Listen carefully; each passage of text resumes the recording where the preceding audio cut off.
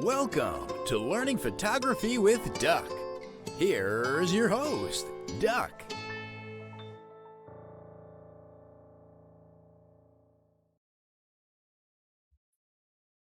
Happy holidays, everybody.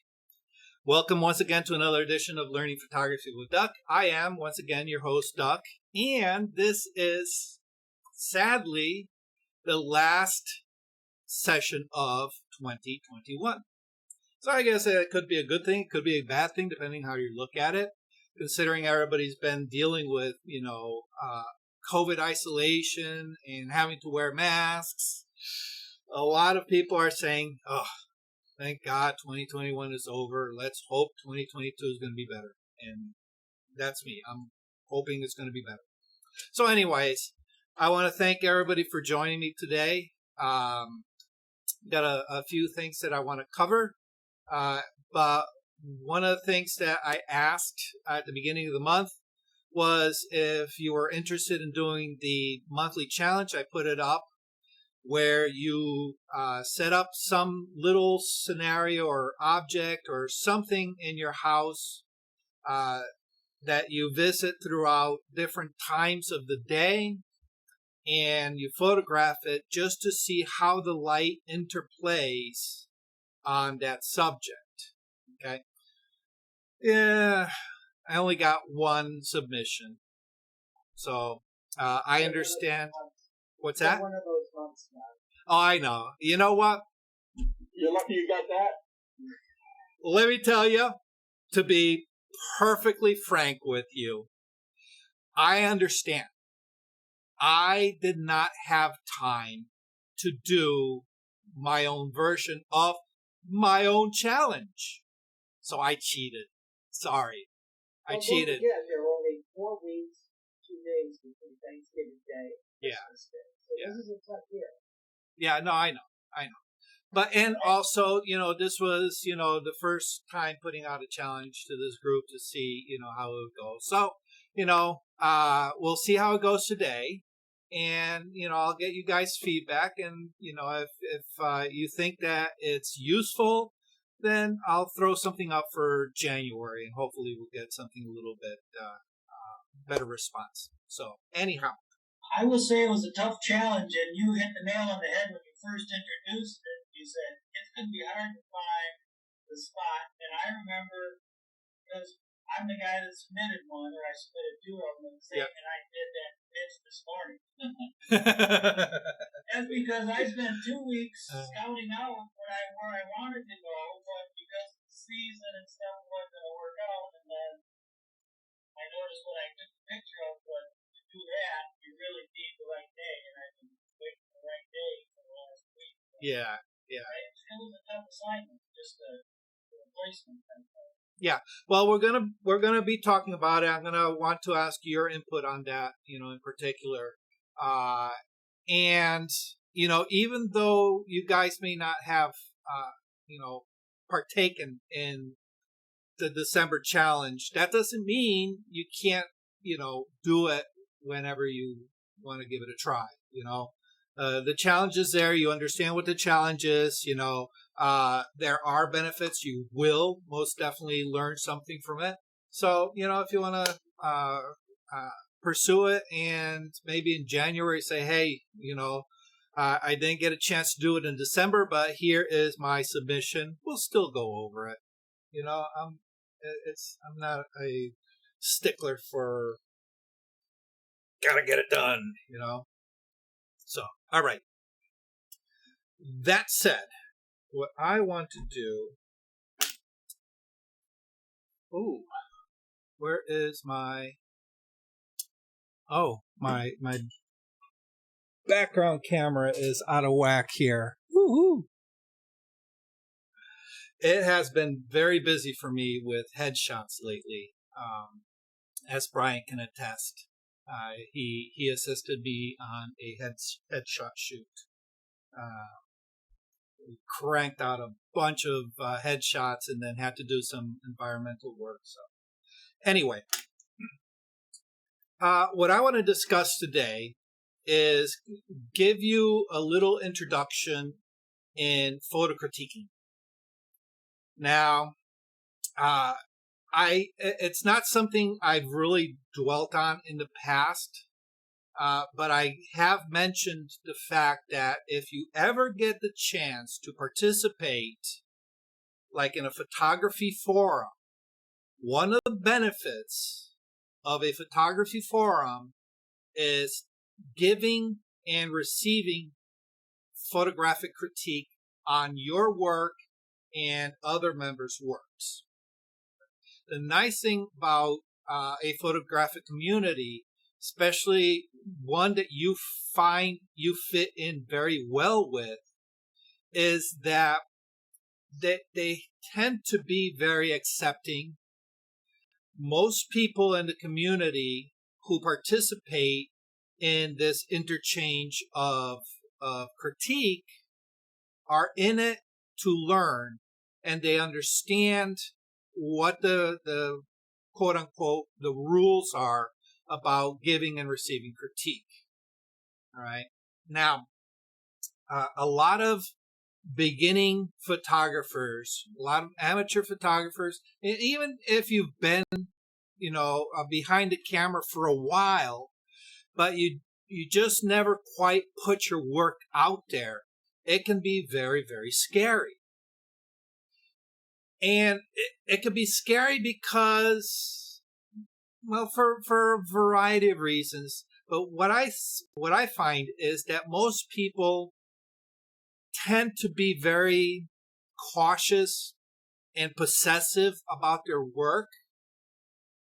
And along with that, they tend to be a little cautious about their feelings towards their work, right? Which is understandable. We go through a process. We expend a lot of energy, a lot of time, a lot of money to get our equipment, to learn the skills, to go out and photograph and push ourselves artistically. And it's very demoralizing when you release it to the public and all you get is negative feedback. So what I want to talk about is the proper way of giving and receiving critique, and also having you understand that there is constructive critiquing and there is unconstructive critique. And there is a big difference between the two, and a lot of it has to do with where you share your images. Now, a lot of us, we share our images on social media. Social media has a lot of trolls that they get their jollies out of shooting people down, out of just verbally abusing them, trying to get a reaction from them on the social platforms.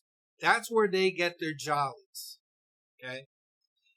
And as much as many of us understand that there are these people who are just terrible human beings, whenever we listen to that voice, it stings.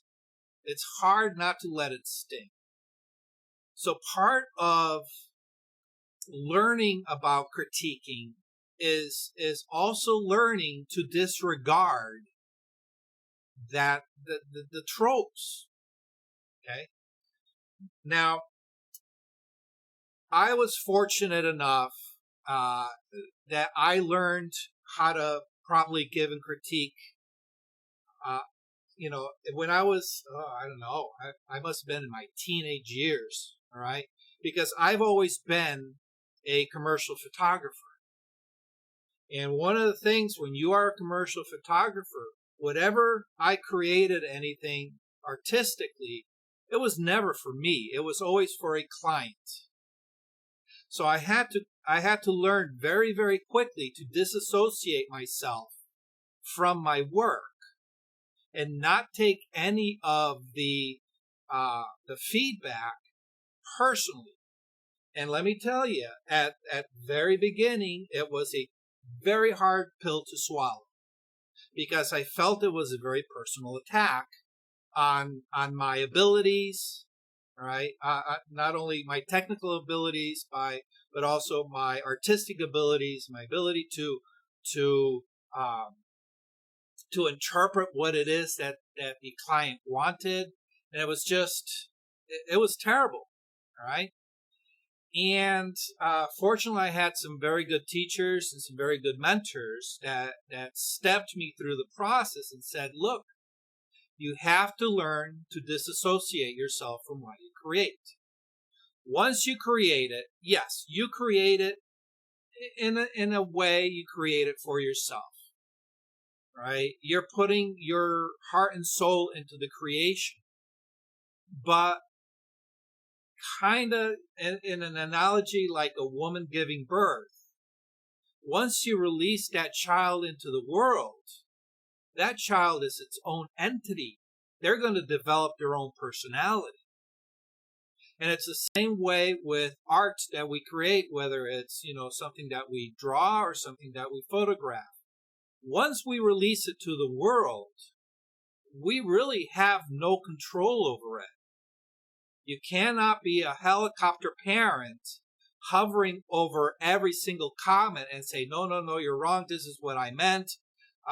This is my interpretation. This is my defense of what you are saying. It would be exhausting. It would be fruitless. All right.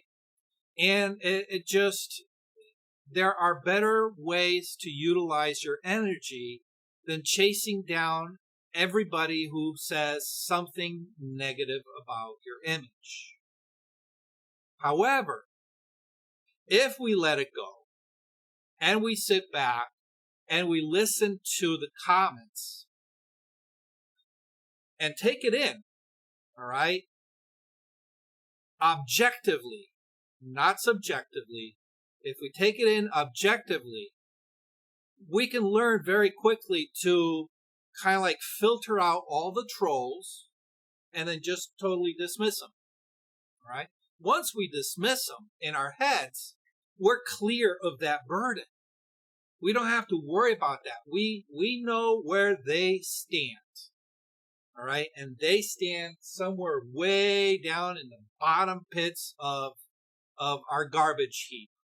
And we don't need to worry about that. Okay. But when we start analyzing and not analyzing, but when we start, what's the word?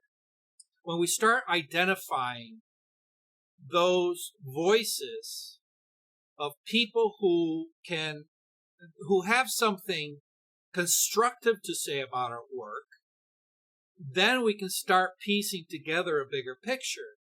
All right. And we can say, okay, all right, based on these comments and the similarities, all right, and in addition to being able to kind of step back from our artwork and now see it through different eyes, I can understand what those comments mean, and I know that I will be able to do better the next time around. Okay? So oftentimes what happens is when we create something, unless it's minor, editing corrections, once we press the shutter, there is nothing we can do to change that image. Okay? We can't change the location. We can't change the angle. We can't change the weather. All right? We can't even change the lighting. We can modify it, but we really can't change it. Right? So if it fails, me personally, I want to know not only did it fail, but why it failed. Okay? So that way I know I don't make the same mistake the next time around. Okay? And this is all part of the learning process. We do this in just about every job we ever have.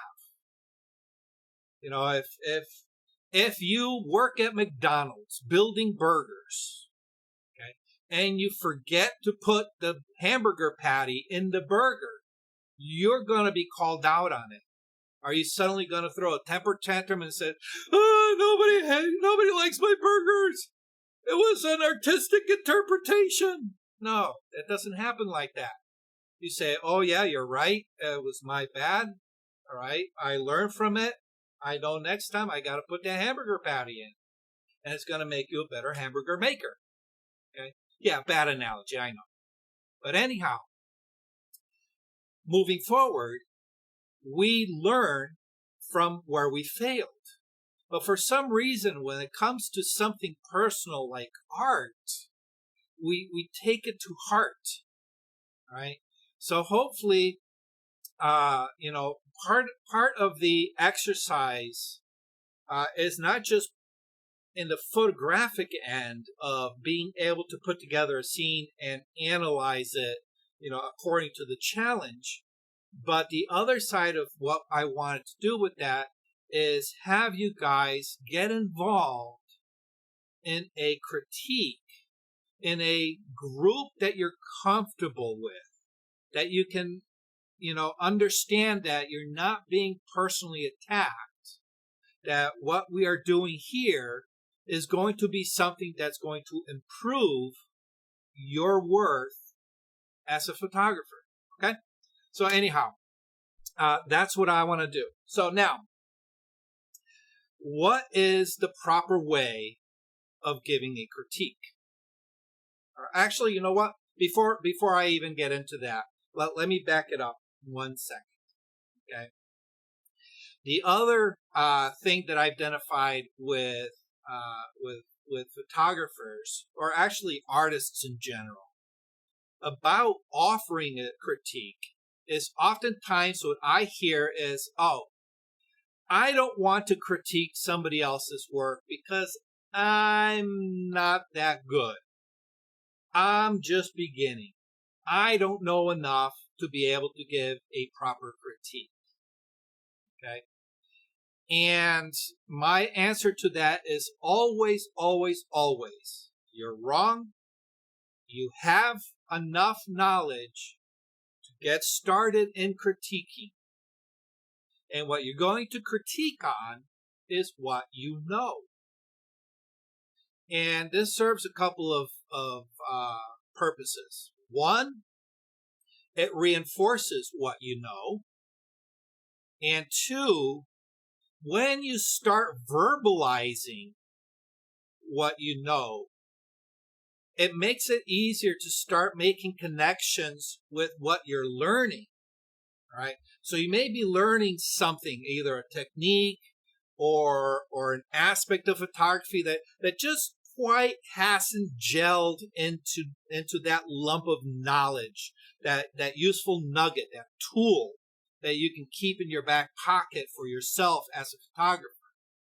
But when you start analyzing somebody else's work, all right, certain things start coalescing and forming and informing those little sections that you're not quite sure of yet. And all of a sudden, you start making these connections and having these aha moments, right? And I find it usually doesn't happen until you actually say it. When you say it, when you verbalize it, when you put it out there in front of you, it's like holding a mirror, all right? Previously, it was just some concept in the back of your head, all right? But as soon as you see it, all of a sudden you go, aha, now I understand it, okay? And then when you start putting it to words, it starts reinforcing it in your head, okay? And it just makes the process a little bit easier, all right? And it gives you something to build on, all right?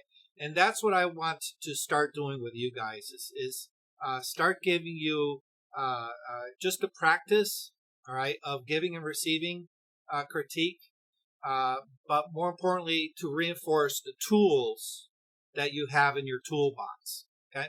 All right, so what's a great way of giving a critique? Well, I've already mentioned the fact that you should critique on what you know. Okay. But the critique, one of the best ways to describe it is actually something that I learned from Toastmasters.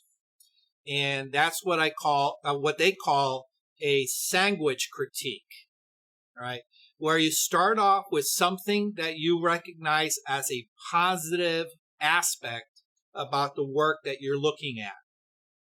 Okay. Then when you identify things that a person can improve on, all right, try to use language that is reassuring, something that kind of like just reinforces what they need to work on, all right, rather than saying this failed. You can make suggestions of how they can improve, okay, and then of course finish off with something positive, all right. That way you don't come across as always being a negative or always pointing out the flaws, okay? Because while, yes, we do want to find where we need to improve, it's also nice to understand where we're doing things the right way, okay? So having that sandwich type of critique kind of reinforces the positive, right, and puts the negative into a positive light. Okay, so keep that in mind moving forward. Okay, the other thing is the difference between objective and subjective. All right, and this one is a little bit harder because oftentimes when we react to an image, we tend to react subjectively. How does that make me feel? All right. And the thing with subjective interpretation is that different people can look at the same exact image and get two totally different meanings from it. All right. And believe it or not, that is actually a great thing about photography. All right. Unfortunately, what happens is oftentimes when you are being critiqued, when you created that image, you created it with like one particular vision and never quite imagine it being read or being looked at in a different way by somebody else. So that when somebody else comes along and gives you a subjective interpretation of your image that doesn't jive with your initial meaning for that image, people tend to get a little bit possessive, all right, and defensive about it. It says, no, that's not what I meant, all right, and now you're trying to impose your meaning onto that person, okay? You can't do that, all right? It's subjective, and you have to understand this, that subjective interpretation is always going to be the same, all right? A perfect example of this is you've all been at group shoots where you're surrounded by all your photo friends, right? You all got your cameras, and oftentimes you're all got the same subject because you're all at the same shooting event. And then when you look at everybody's images, there are so many different takes on the same subject that you just took. And one of the great things about that is you look at somebody else's image and go, wow, I never thought about doing it like that. All right. And now all of a sudden, guess what? You got something added to your little toolbox for later. And again, you cannot change what you've already done. But when you revisit it, all right, or revisit something similar, you can go, I remember that photograph that I saw. I think I can replicate it here, all right? And then you start putting that into effect, okay? So we have to kind of be careful with subjective comments, all right? Doesn't mean you have to avoid them, because you can say, hey, this photograph makes me feel this way, or how I interpret this image is this, this, and this. Okay? It's great to share that, right? And if you're the one that's receiving the critique, you have to understand that that is a subjective interpretation. You have to take it on its face value with a grain of salt. Okay? But the nice thing is, you can still learn something from it, because now you are seeing your image through their eyes. Okay? But where the critique comes into, its full form is when we can give subjective interpretations, right? And this tends to be grounded more on rules. I don't want to say laws, because, we say photographic rules, but that's open for discussion. However, if we see a branch sticking out of somebody's head, okay, that just it looks wrong in the photograph, we can point that out, because that's a technical flaw. All right. If it's not a technical flaw, all right, you as the photo taker can say, well, no, I meant to do that. All right.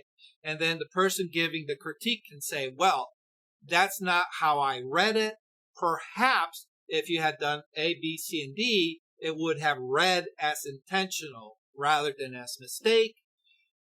And then you learn from it. So that next time you attempt that artistic choice, you can say, oh, I know where I failed the last time. I got to make these tweaks here in order for it to read properly. Okay.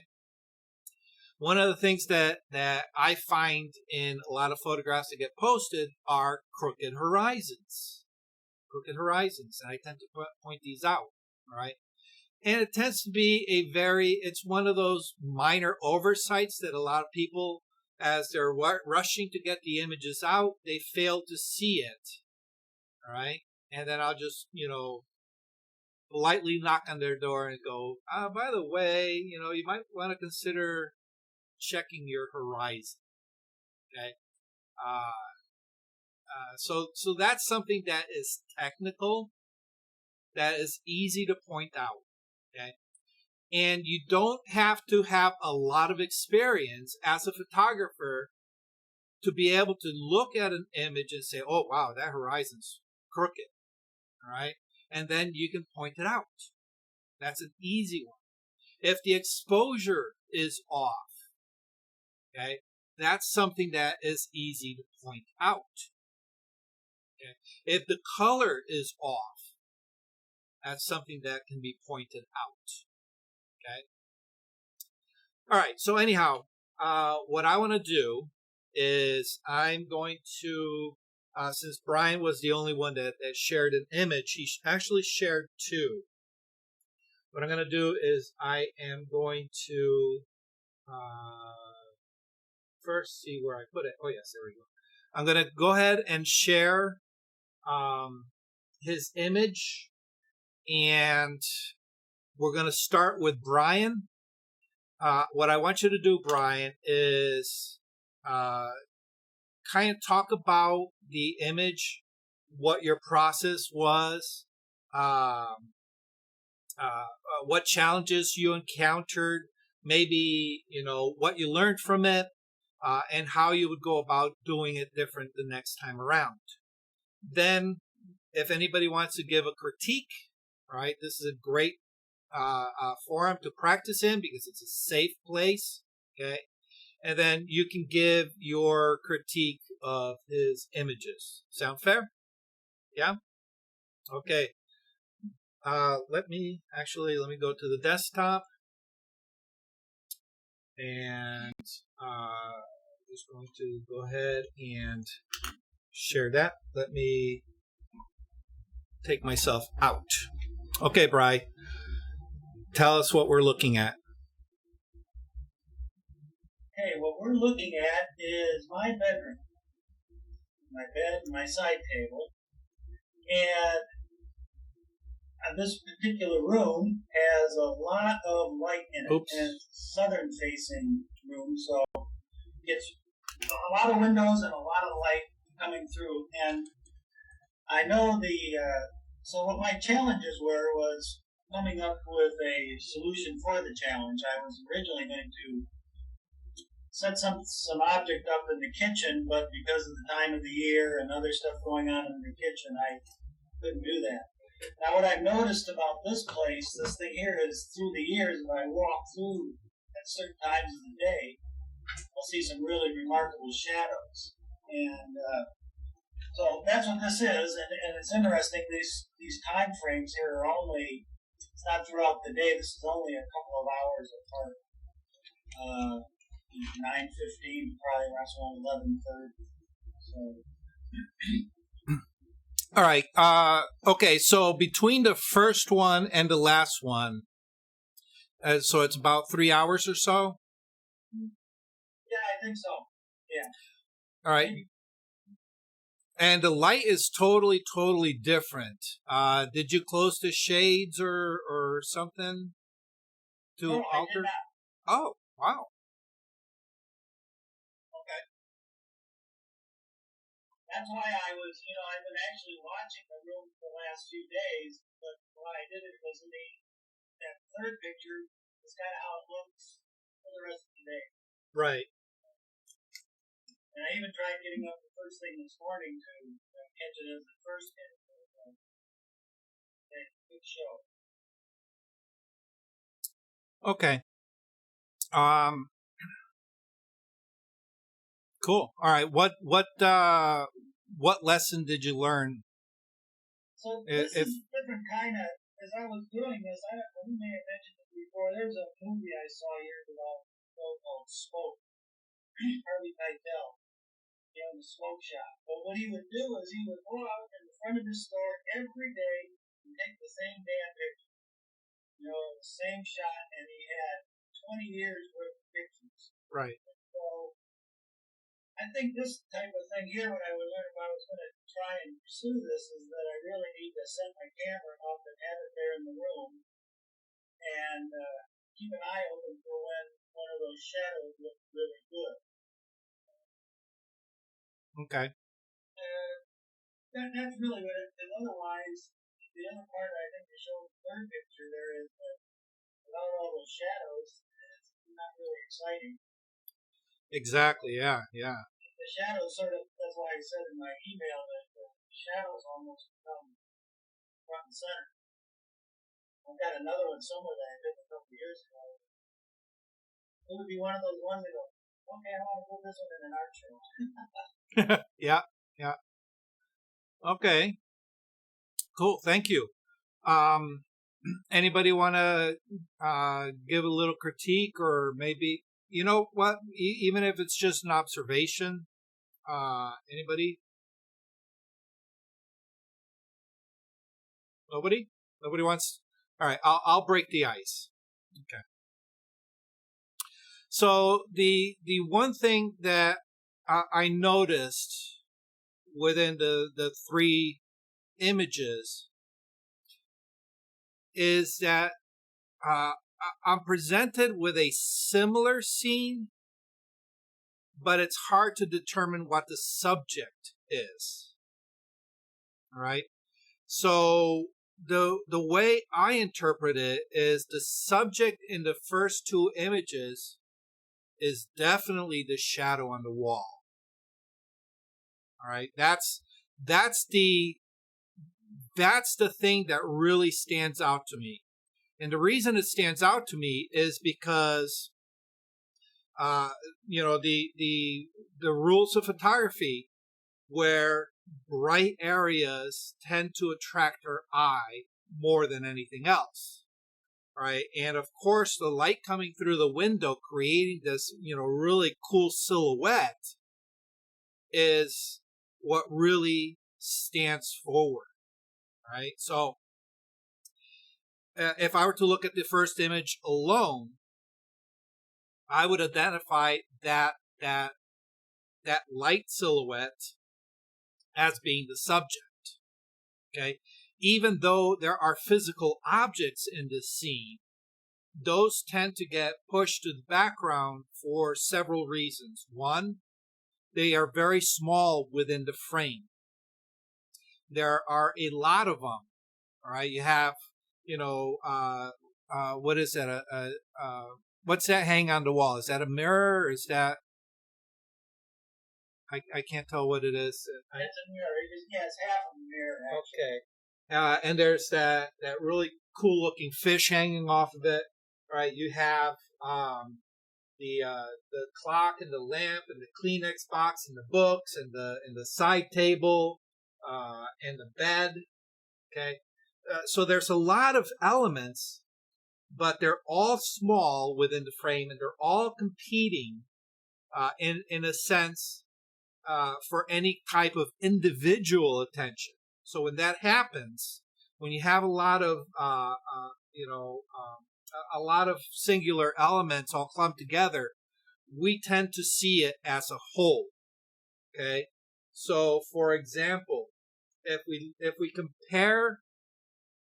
look at just the bed and the night table next to it in the first image, okay, and compare that with the last image, okay, the last image kind of closes in on that night table,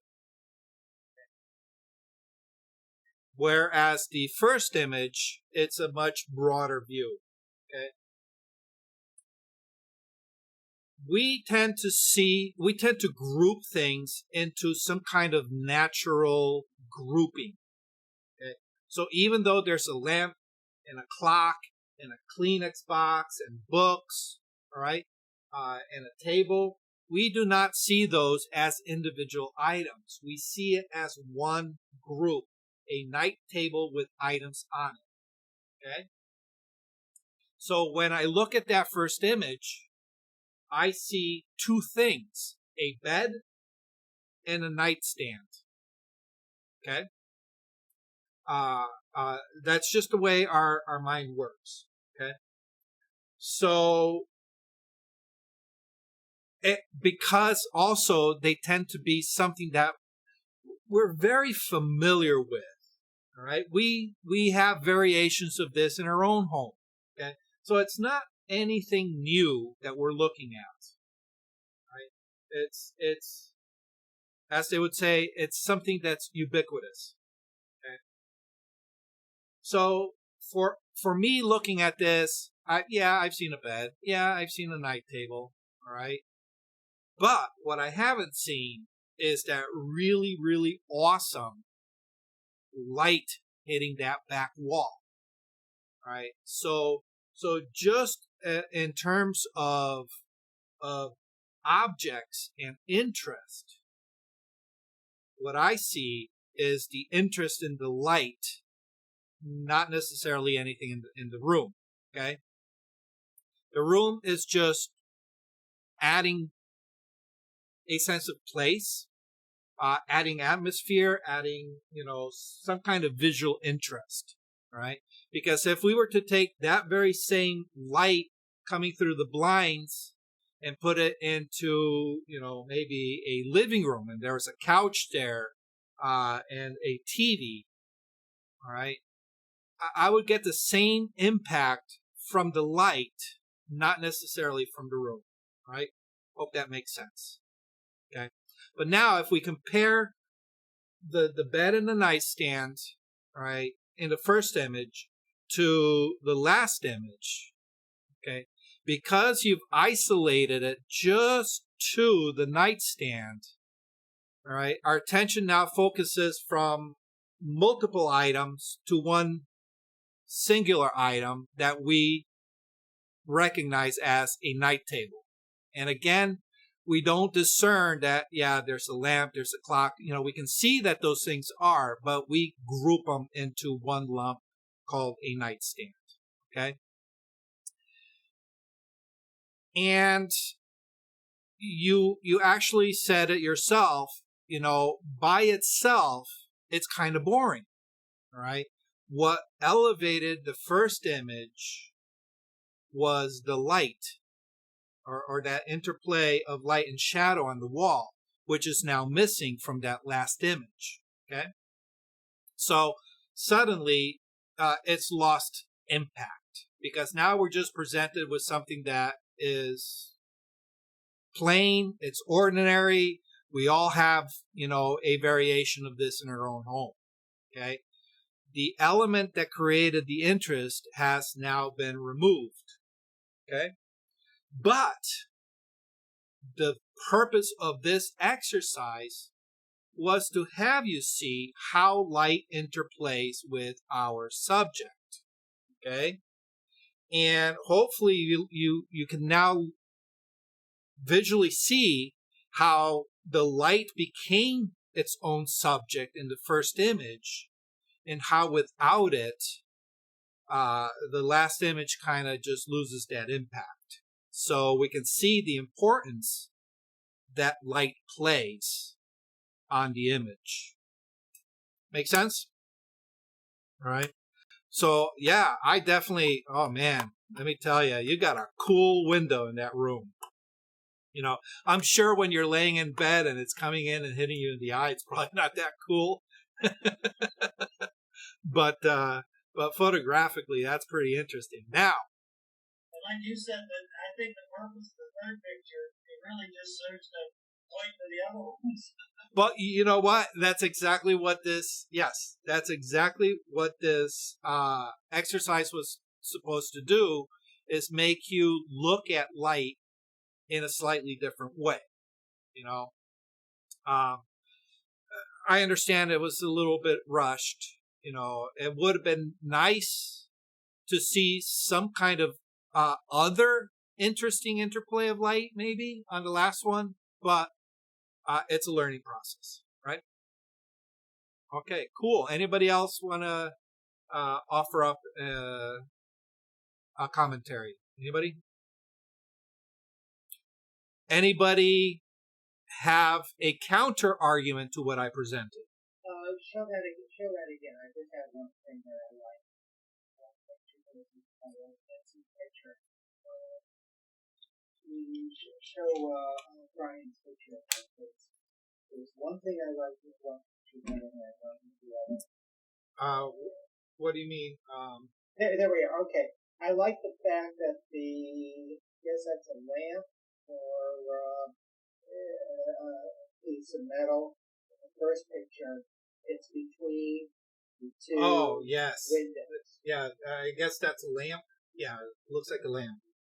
I like the placement of that better than the placement of the other, because in the other you had a merge of the lamp over a shade, whereas in the first one the lamp is between the two windows, and it's centered. The arch on the top.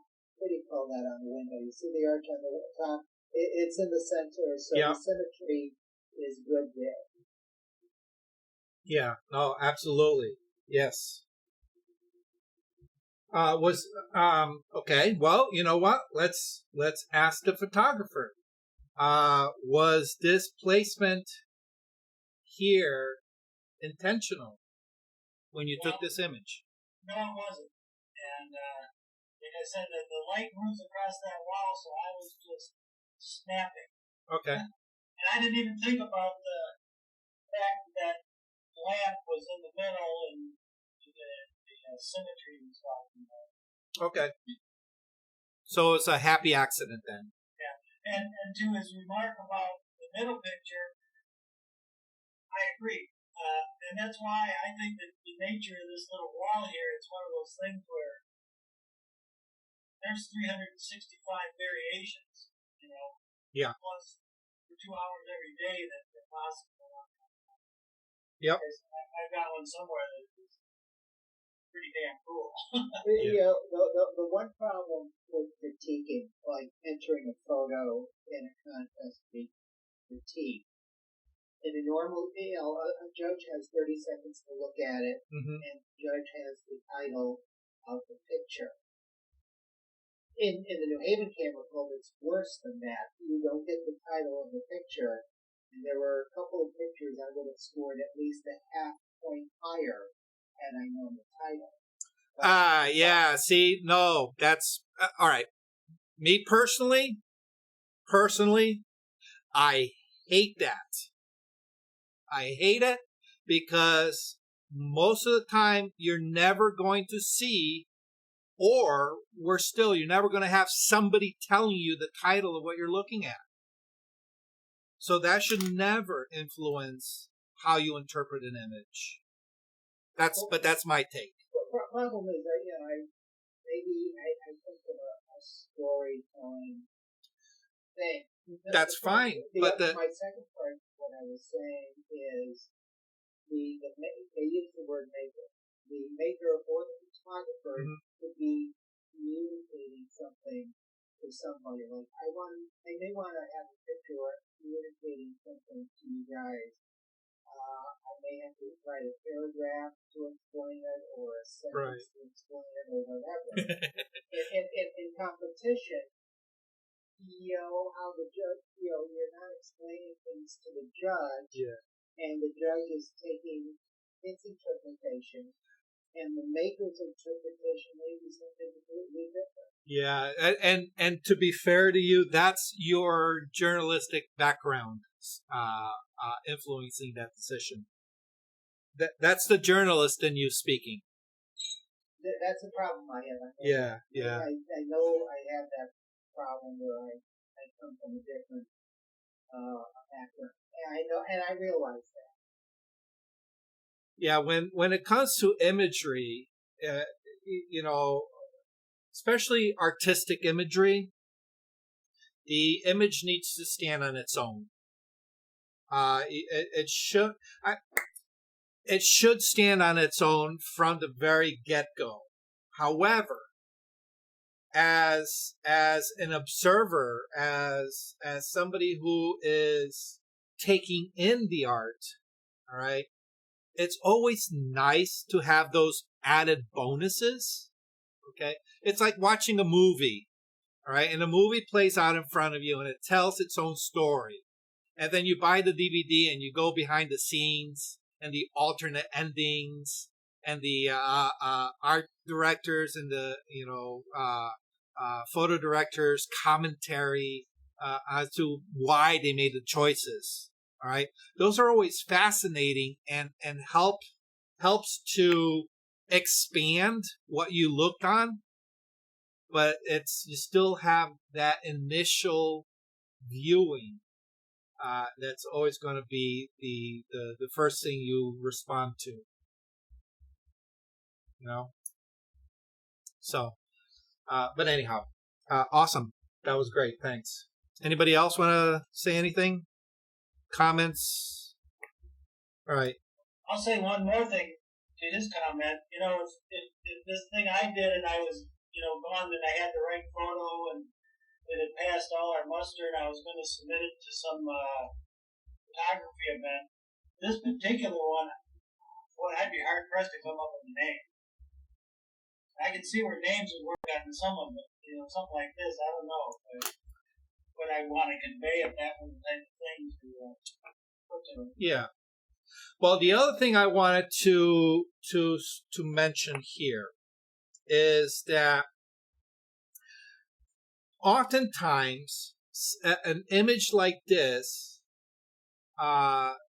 which can on its surface fail to make an impression overall, and anybody looking at this says, okay, well, it's interesting, but it's not an award-winning image.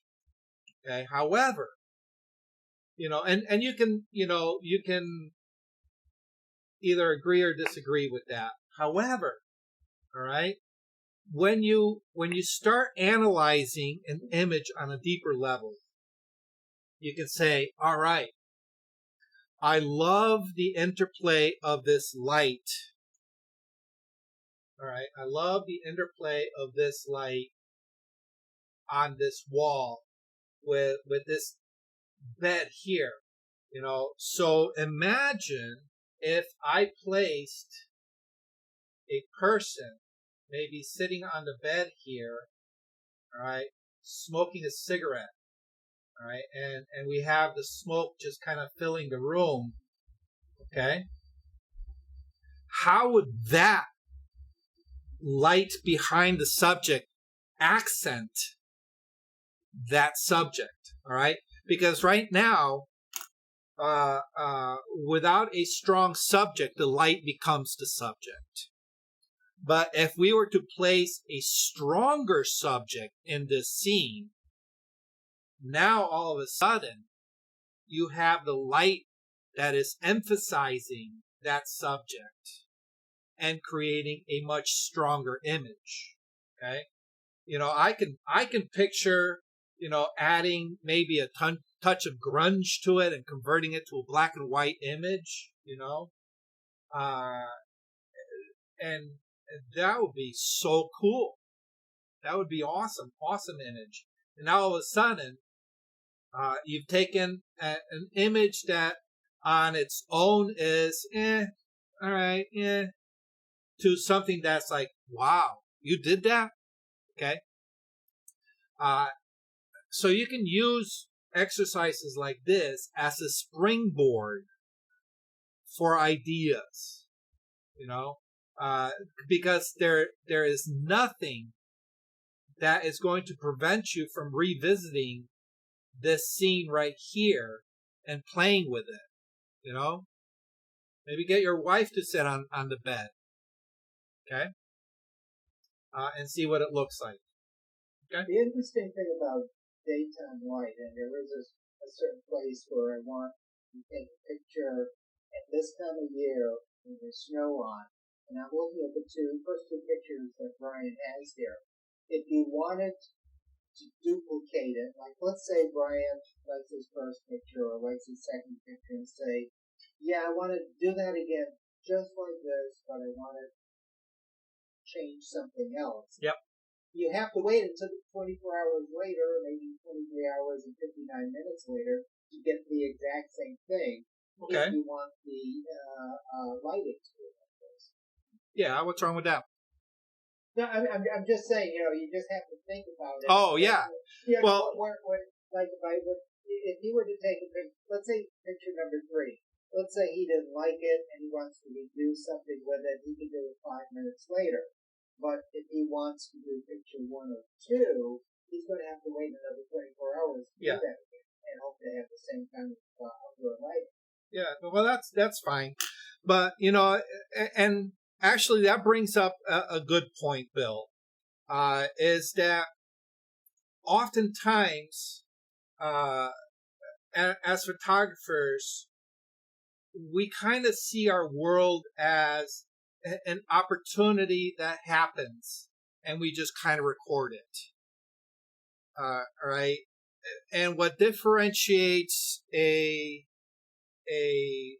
artist, a photographic artist from just a photographer is the ability to create a scene. So for example, all right, you're a writer, you're a journalist, okay?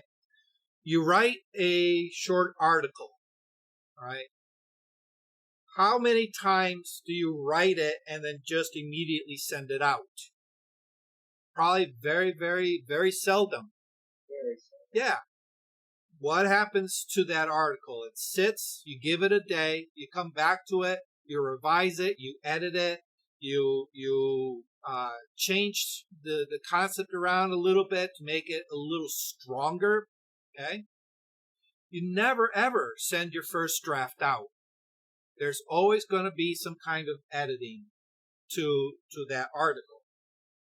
If we apply that same mentality to our photographs, right, we can look at this first image and says, you know what? That right there is my first draft, right? I have the concept. I have the theme. I have the kernel of a good story. I just need to refine it, make that story stronger. Okay? And being able to just kind of deconstruct analyze and then reconstruct it, we can say, okay, well, it fails because of this, but it works because of this, right? So we can see where it works, and we can correct for where it fails, all right? So, take that into consideration with photographic critiques, right? Especially if it's something that you can't revisit, such as this, okay? So yeah, that's a good observation. Okay. In the second image, to be honest, I see this right here with that shadow. I see this as a possible image right there. Okay, that is so cool. All right, get rid of that Kleenex box. Maybe get rid of the clock. Keep the light and the interplay of the light the light on the light. Keep the lamp and photograph the interplay of the light on the lamp, and that is just so cool. All right, it would be a very minimalist style, because you're just concentrating on the lamp and the effect of the light on the lamp, and that right there, that's awesome. That's awesome. All right. Yes. You're muted, Bob.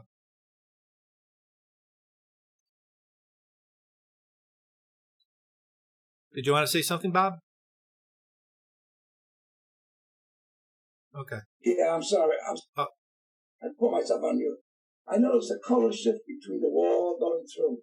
Now, if you change the aperture, would that change the wall and make it the same, or is it the light from a different time of day, doing different rays, like the morning, night, you get a different color spectrum. All right. As you go through the day.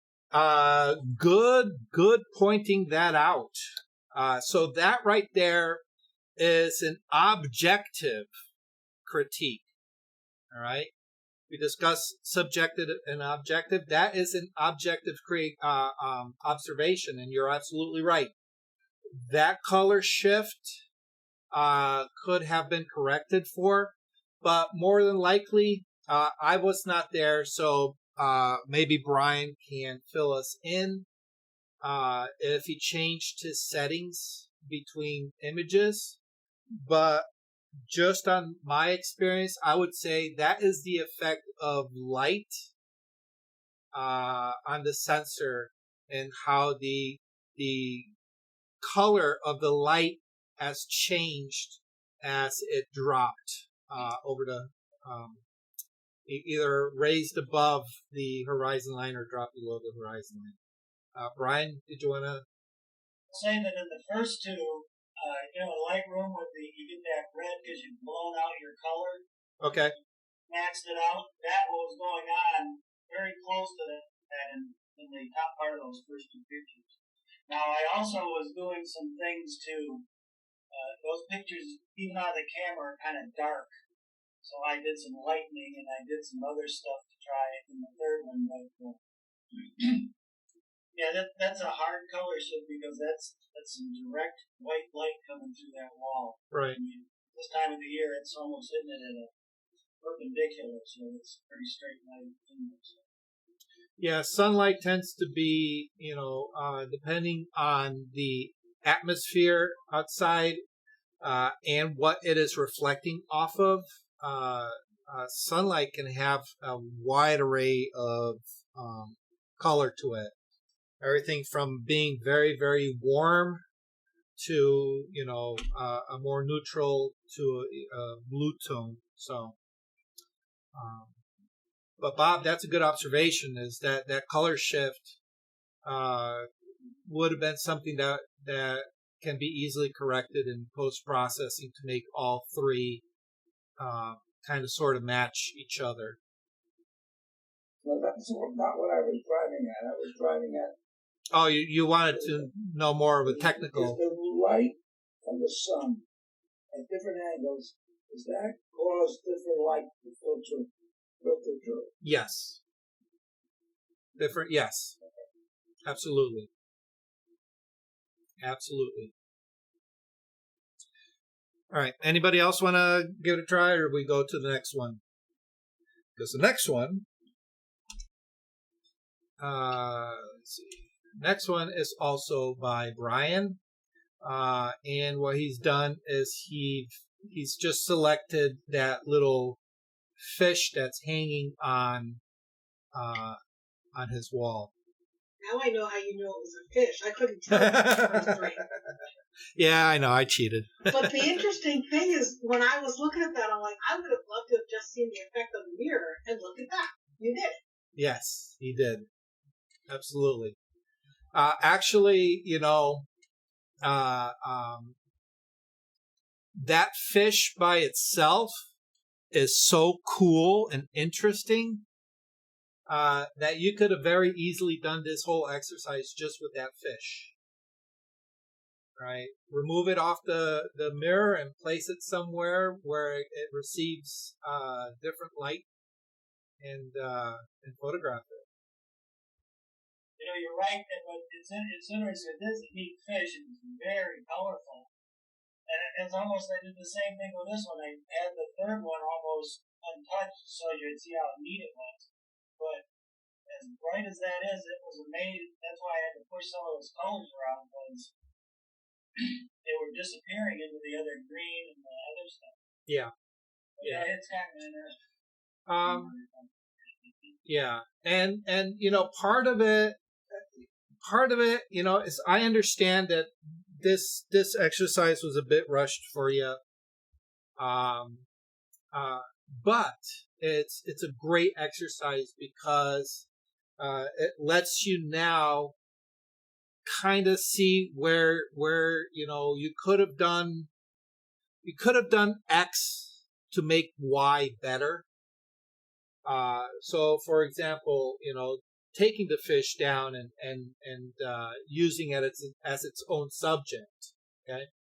But more importantly is, rather than trying to correct something through post, as in this case, having a little bit more of a pre-planning in order to compensate for the exposure,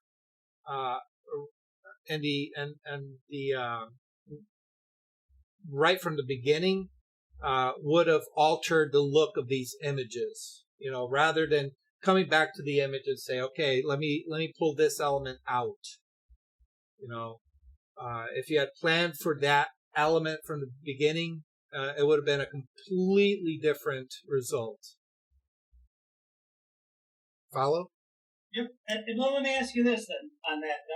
Since this is a product, so to speak, and if you were doing this as a product shoot, what type of background would you put this on?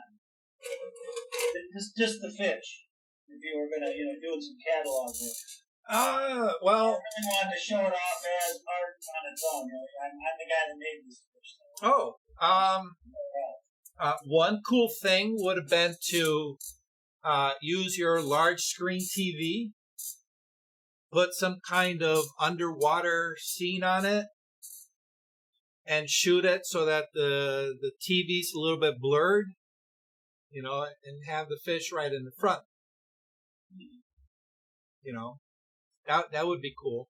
But, again, we're talking about artistic interpretation, and ask 100 people, are going to give you 100 different answers, and 100 different correct answers, because, again, it's just interpretation. Okay. But now what that's doing is you're kind of begging the question after the fact. Okay. But which is okay. All right. It's part of the learning process. We've all taken those shots where we look at it and go, I wish I had done this. We all have those. Okay. But again, once you click the shutter, that's it. You can't do anything. However, all right, we can learn from it, right? And out of all these images, this is the one that really gets me. Why? Because of this right here. That is just so cool. That right there. And again, this is where the light, or in this case, the shadow, becomes its own subject.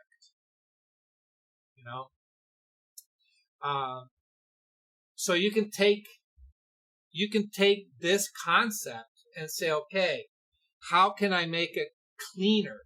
And so, well, this right here kind of kills it a little bit for me.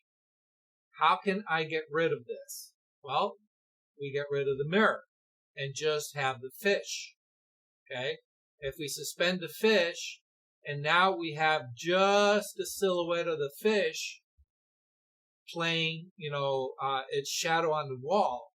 Now all of a sudden, we've simplified the scene, all right, and given us a much stronger subject, all right, and keeping that really, really wonderful element that makes this whole thing, so interesting. Okay? But, yeah, cool images. So how do I explain to the wife that I'm taking down the mirror and stringing this fish from the ceiling for the next year? Oh, you don't have to take the mirror down. Just move the fish somewhere else. Yeah, but that's where the light is. Aha. Okay. Well, you know what? I'm kind of glad you said that. All right. What's the light source? Big window. No, the big filter. The sun. Yeah, the big window is just a filter. Okay. All right. The sun is the light source. All right. The sun is the light source. Okay. We can take that fish and put it in the sun anywhere. All right. And in particular, because we really can't tell, if we were to just look at this image alone and not see anything else, okay, we really can't tell what's causing these shapes in the background, all right? Having seen your other images, we can infer from that we're looking at that window. But by itself, this could be anything, all right? And because it's an exercise in light and shadow, how else can we replicate something like this? Okay? Or how can we modify it to give it a little bit more interest? Okay? Maybe we use something else instead of the window to create some interesting shadows, in these corners. Okay? Something that kind of points inward to our subject. All right. Either we place something deliberately to create those shadows, or we find something naturally to create those shadows. Okay. But create it so that enhances that right there. You know what I mean? Make sense? Cool. Anybody want to give a critique on any of these images? No? Come on, guys. Okay. All right. This is my entry. Same subject, 3 different lighting situations. Okay. Anybody want to critique it? Don't be afraid. I can handle it.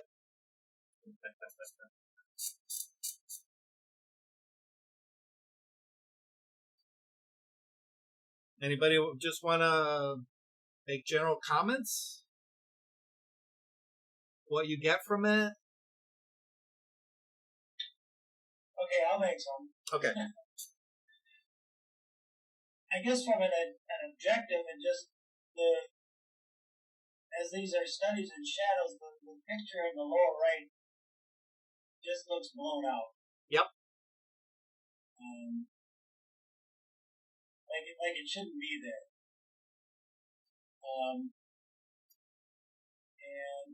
And since this is I don't know if I'm going for what I do if there was a theme, but I didn't really sense a theme to this thing other than it looks like it's the same model, yeah?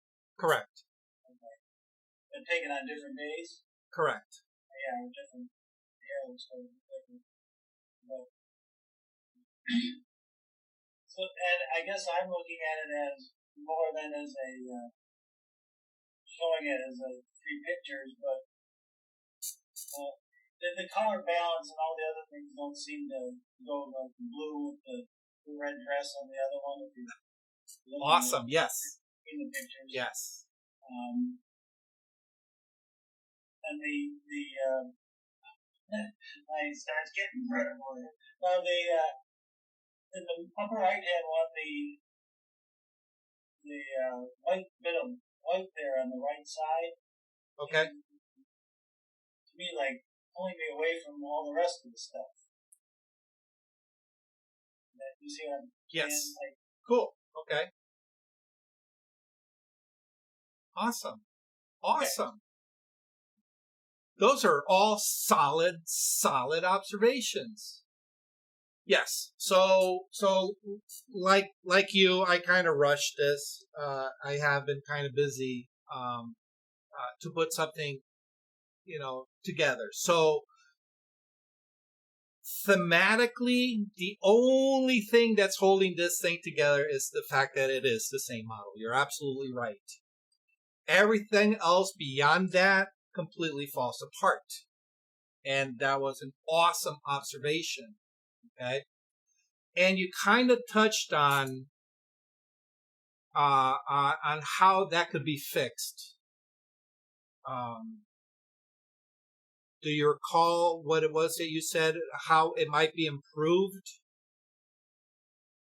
You're muted, right? color balance or balancing Well, not quite color balance, but it does have to do with color. Yeah. Color toning. Oh, okay, that's what I meant. Yes, absolutely. If I had applied color toning to unify all three images, it would have had better cohesion with all three images. Absolutely. All right. But I didn't. I just kind of slapped this together. I just said this one, and this one. Okay.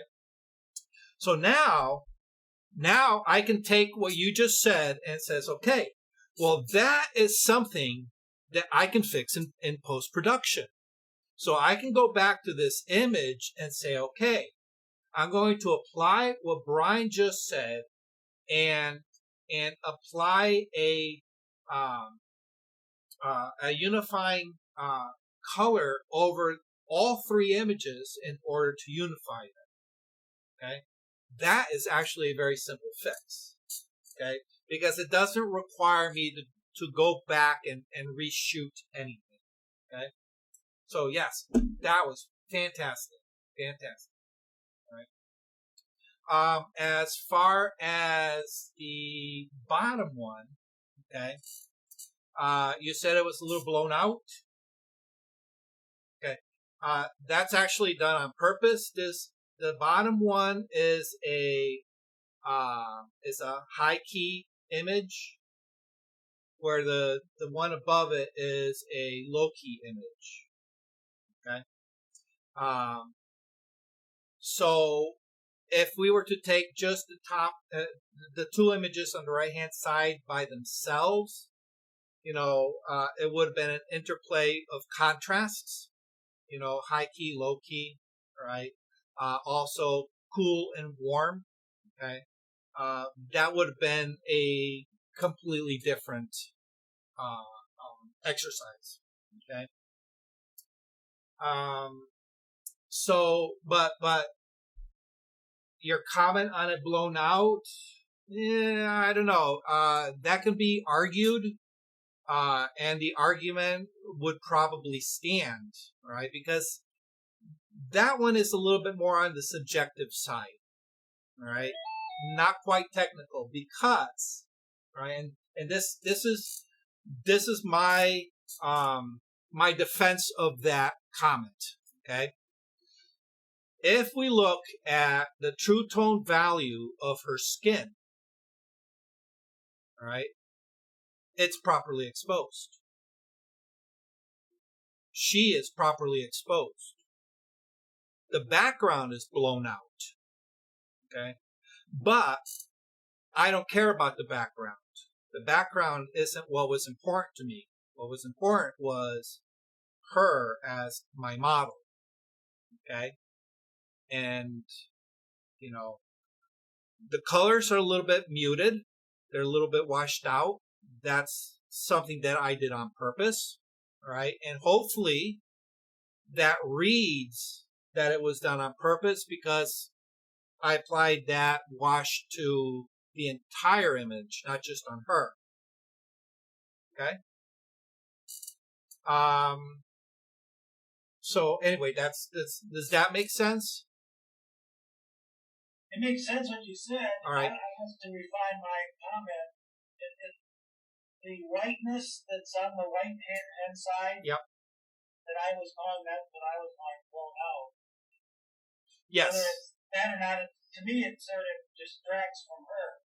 And if I hold my finger up over that and imagine that the rest of that white part looked like similar to the back, yeah, then she might show off a little.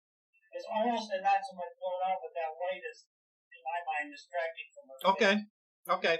All right. So perfect. All right. Yeah. So part of the process of giving critique is also learning the vocabulary. All right. In order to say what it is that you want to say. All right. Now, in the past, I've been kind of a bit of a stickler about terminology, because the way I look at it, if you're trying to communicate an idea or a concept or a thought, it's always nice when everybody in the conversation is on the same page, all right? And terminology kind of comes into play. So, but anyway, that's just an aside. Okay. So a little history on this image. That's actually a lens flare that I purposely created. I was experimenting with lens flare on that. On the two images on the right, they were both taken on the same day. And they were both just exercises in creating lens flare. All right. So anyhow, doesn't work. Okay. Good to know. Now I can take that and I can file it, and I can say, okay, well, that placement, that brightness under those conditions, it kind of fails. So next time I attempt it, I can go for something else to kind of refine it and make it a little bit easier to read. So that's awesome feedback. All right.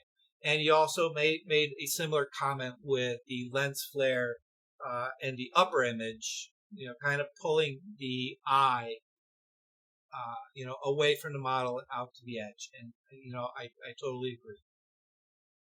So awesome. Awesome job. Awesome job.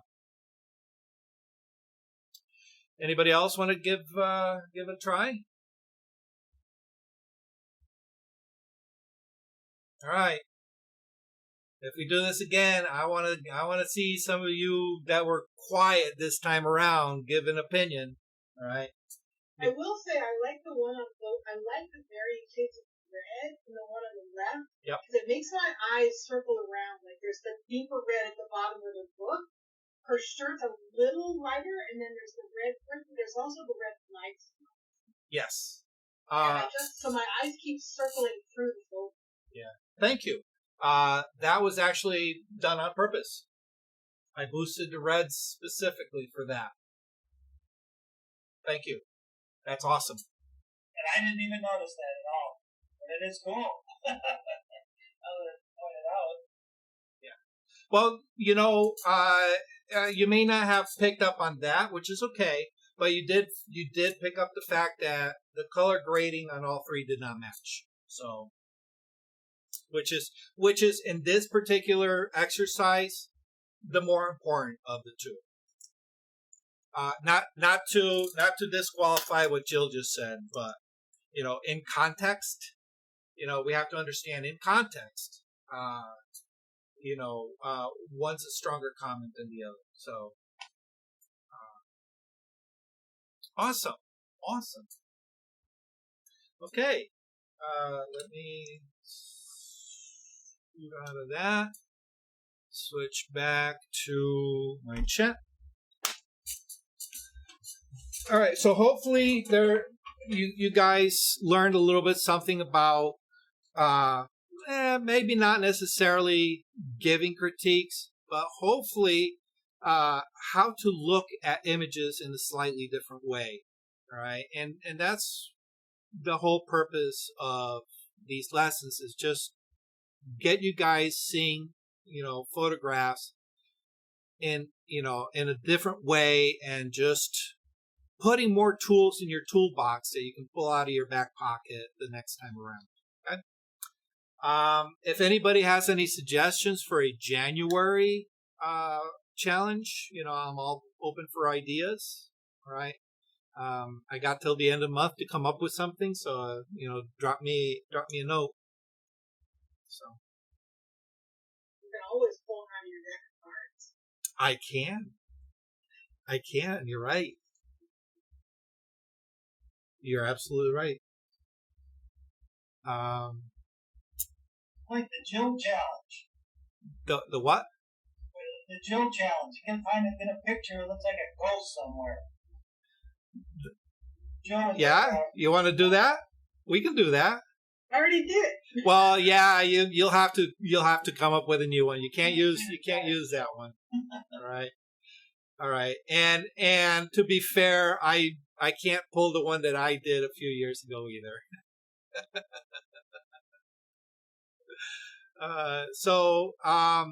Yeah, you guys want to do that? That requires, not only some advanced planning in the photo end, but also some work in the post-processing end.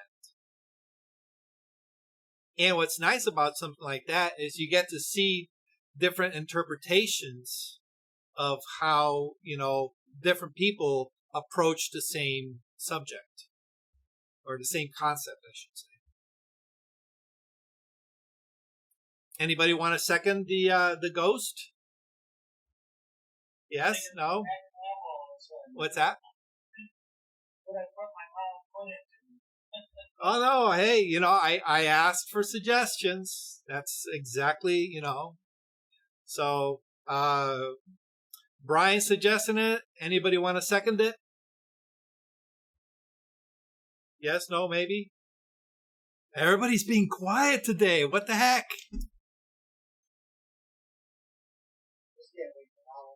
Yeah, I think so. All right. Well, I won't make a decision right now. All right. I still got another week and some odd days left. All right.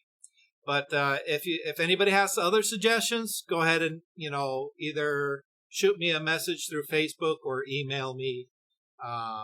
Or if you think about it and you say, you know what, I kind of do like Brian's idea, shoot me a text and say, hey, I second it. Okay. All right. So that kind of ends today's lesson. Does anybody have any general questions that they want answered that maybe not related to the lesson. We still got a few more minutes. Anybody questions, comments, concerns? I'm not here tonight.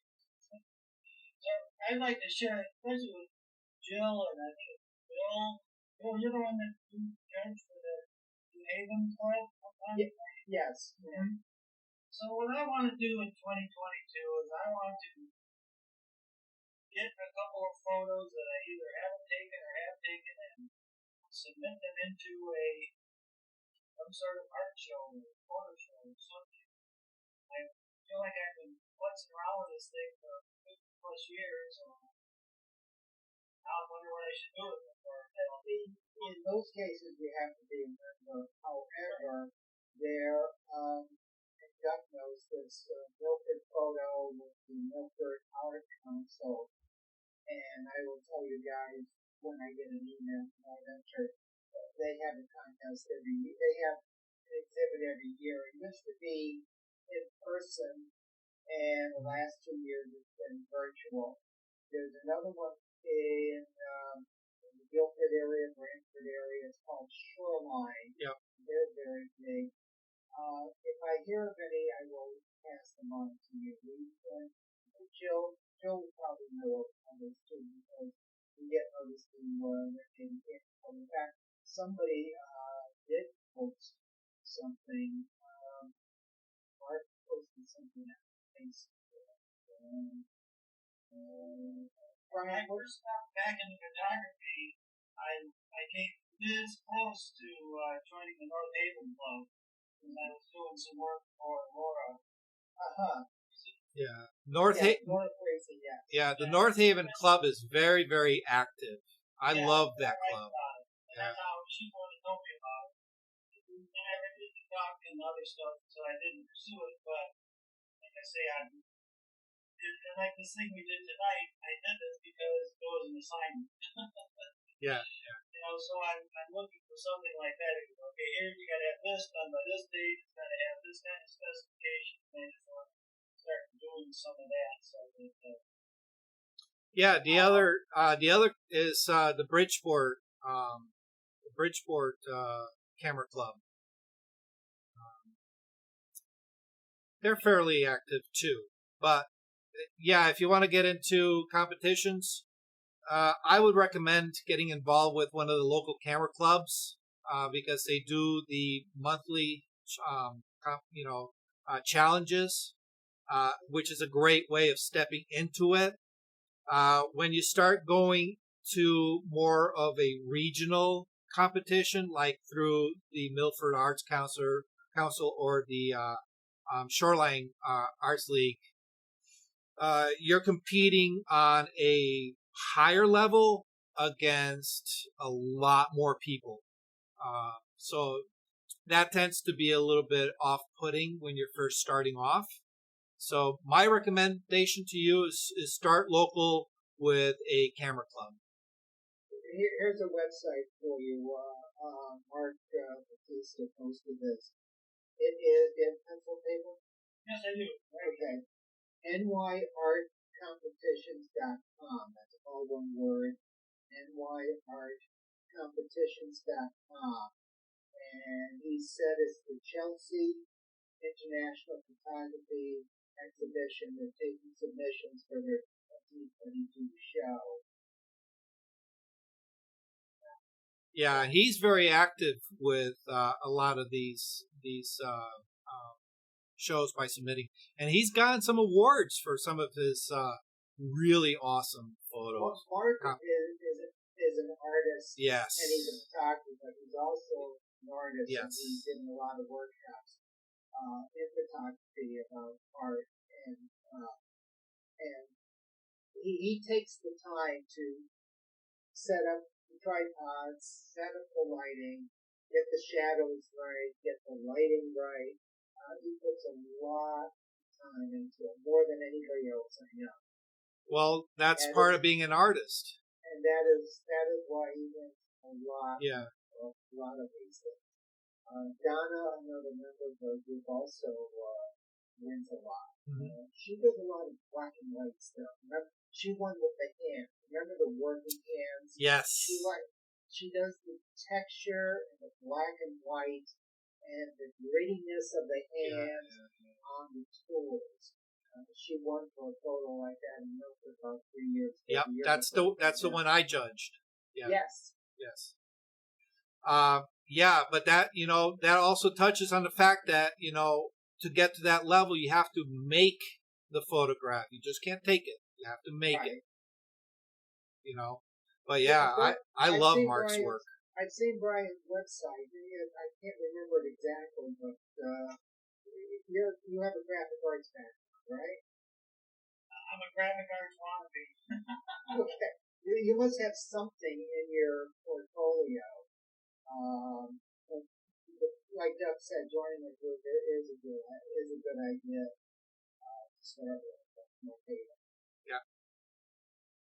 Yeah, North Haven is a great, great club. Candlewood's another good one, but they're a little bit out there. Out there geographically? Yeah. Okay. What town do you live in, Brian? I'm in Shelton. Another good one is Flagpole. Is it Flagpole? Flagpole, yes. They're out of Newtown.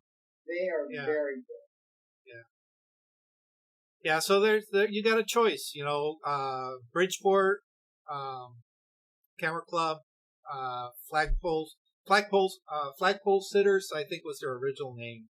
I don't know if it still is, but out of Newtown, North Haven Camera Club.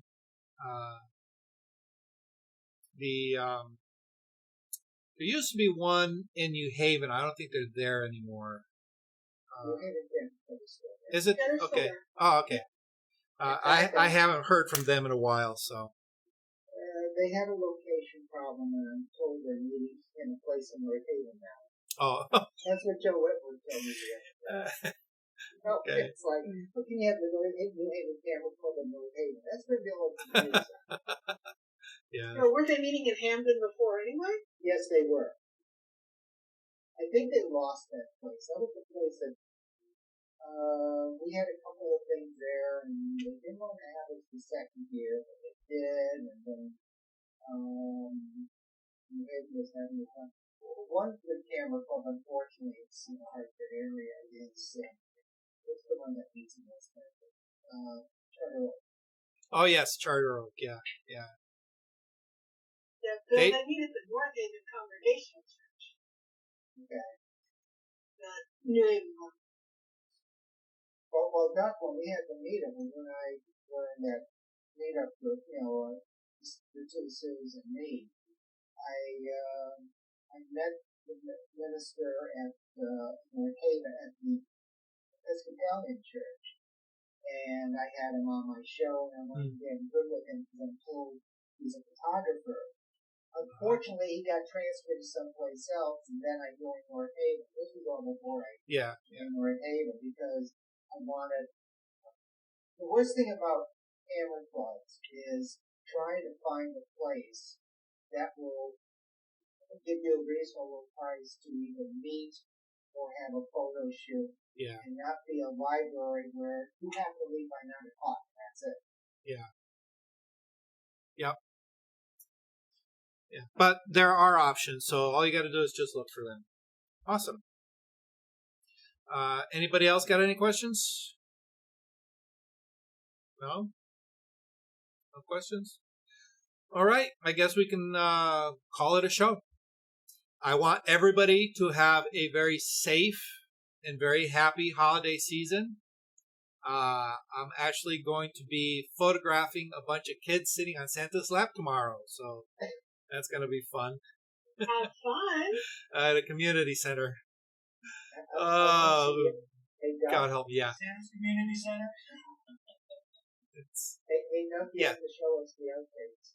Yeah, I definitely. I will. I will. Screaming kids, crying, they don't like Santa. Well, they're all, let's see, what are the, what is that? I think like 5th to 8th grade, I think is the range. So they're all younger kids at this community center. So It'll be interesting. We'll see. It's in Bridgeport.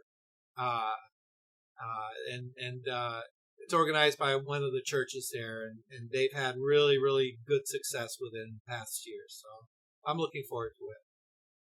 So, but yes, I will definitely share images. Okay. All right, guys. Again, be safe. Merry Christmas. Thank you for joining us. Merry Christmas. Happy Hanukkah. Happy Kwanzaa. Happy holidays. Happy whatever you celebrate. All right. You as well. All right. Be good. Okay. We'll There's no fun in that. See you in the new year. Oh, well, if you can't be good, be safe. All Have a right. good one. All right. Take care. We'll see you. Thank you for watching Learning Photography with Duck. Brought to you in association with Milford Photo, your local full-service camera store. Located in downtown Milford, Connecticut, Milford Photo offers you a personalized shopping experience. From the latest camera gear to printing and framing services. And, of course, educational workshops to teach you the finer aspects of photography. Don't forget to tell them Duck sent you.